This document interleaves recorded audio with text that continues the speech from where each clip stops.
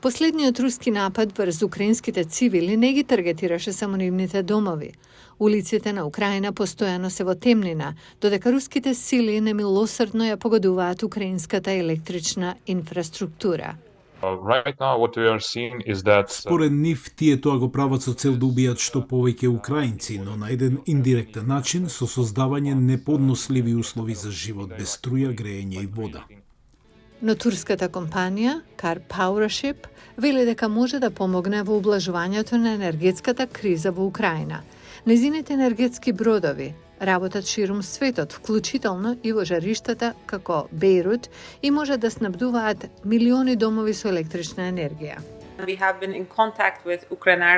Ние сме во контакт со украинската енергетска компанија од август минатата година, како и со гувернерот на Одеса.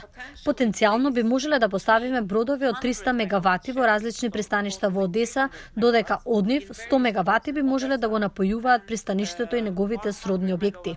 Останатите би можеле да ги напојуваат поврзаните стамбени области околу Одеса. Со оглед на тоа што многу електрани во Украина се цел на руските сили, итно се потребни енергетски генератори. Во моментов најголемиот проблем на украинскиот електроенергетски систем е недостатокот на производство. Многу термо и хидроцентрали беа оштетени или уништени. Не можеме за жал да ја покриеме потрошувачката. Ова е најголемиот проблем и ова е причината зошто ги имаме ваквите прекини на струја низ целата земја. Заштитата на енергетските бродови останува значајна пречка, вели Car Power.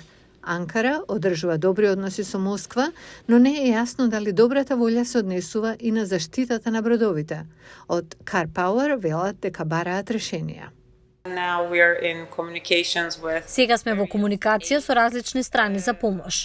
Некои од нив се со потекло од САД, а исто така и со молдавските власти и романските власти за да се процени можноста бродовите да се сместат во Романија или Молдавија, а потоа да се пренесе електричната енергија во Украина.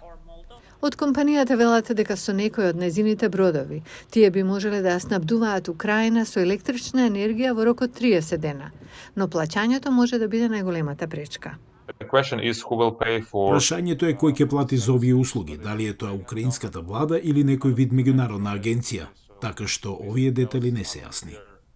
Но времето не е на страната на Киев, бидејќи се предвидува дека руските сили ќе го засилат нападот врз инфраструктурата на Украина, исто како што доаѓа на лошата зима.